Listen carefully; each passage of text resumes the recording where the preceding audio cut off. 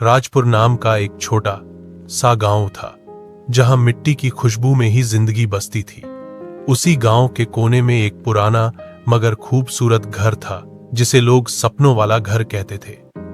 कहा जाता था कि जो भी उस घर में एक रात गुजार लेता है, उसके मन का सबसे सच्चा सपना उसे दिखता है।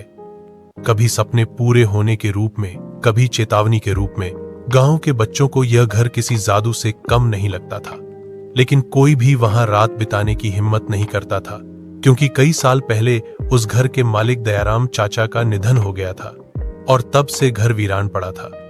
दीवारें टूटी हुई, लकड़ी की खिड़कियां हवा में चरमराती और पुराने पेड़ की शाखाएं रात को अजीब आवाजें करती।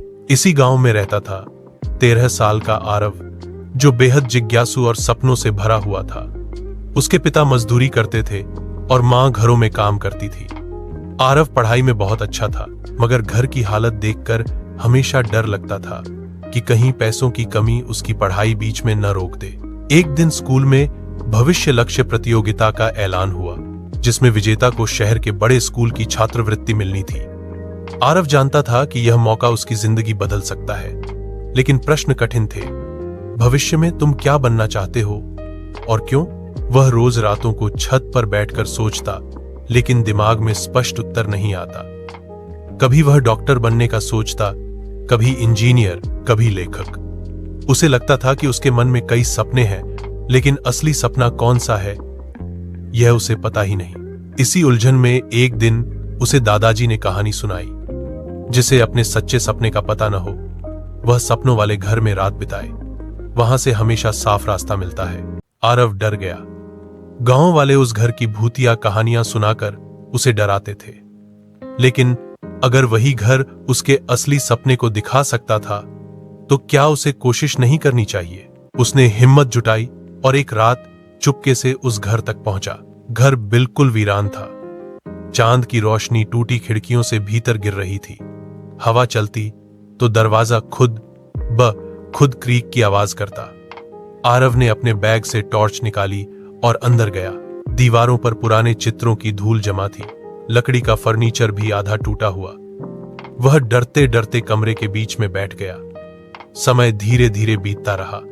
आधी रात के करीब उसे नींद आने लगी। अचानक कमरे में हल्की रोशनी फैलने लगी। आरव डर कर उठा, लेकिन डर धीरे धीरे हैरानी में बदल गया। दीवारें चमक रही थीं, मानो कोई जादू हो रहा हो।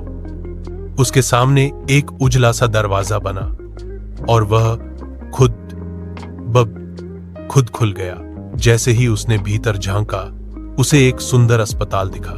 डॉक्टर सफेद कोट में मरीजों का इलाज कर रहे थे। एक युवा डॉक्टर बच्चों का बहुत प्यार से इलाज कर रहा था, और वह डॉक्टर कोई और नहीं, आरव खुद था। दृश्य बदलने लगे। वह डॉक्टर गरीब परिवारों का मुफ्त इलाज कर रहा था, गांवों में कैंप लगा रहा था, बुजुर्गों की मदद कर रहा था। लोग उसके काम की तारीफ कर रहे थे। उसके माता पिता गर्व से उसे देख रहे थे। आरव ने धीरे से कहा, तो यह मेरा सपना है, लोगों की मदद करना, डॉक्टर बनना। उसके दिल में पहली बार सच्ची शांति महसूस हुई। अचानक रोशनी गायब हुई और कमरा फिर से सामान्य हो गया। घर शांत था, बस खिड़की से आती हवा की आवाज सुनाई दे रही थी। आरव मुस्कुराया। उसे जवाब मिल चुका था। अगले दिन उसने स्कूल में प्रतियोगिता के लिए ऐसा सुंदर उत्तर लिखा कि शिक्षक दंग रह गए। उसने लिखा, मैं डॉक्टर इसलिए बनना चाहता हूं क्योंकि मुझे लोगों का दर्द देखकर दर्द होता है। मैं चाहता हूं कि मेरे माता पिता को कभी इलाज के लिए पैसे न सोचना पड़े और मेरे गांव का कोई भी बच्चा बिना इलाज के न रहे। प्रतियोगिता का परिणाम आया। आरव विजेता था। पूरा गांव खुश था। उसके माता पिता की आंखों में खुशी के आंसू थे। आरव ने आसमान की ओर देखा और मन ही मन उस सपनों वाले घर का धन्यवाद किया। उसने ठान लिया था, अब वह सपने सिर्फ देखेगा नहीं, उन्हें सच भी करेगा। सीख, सपना वही नहीं होता जो नींद में आए। सपना वह होता है जो जागते हुए रास्ता दिखाए। जब मन सच्चा हो तो डर भी रास्तों के दरवाजे खोल देता है।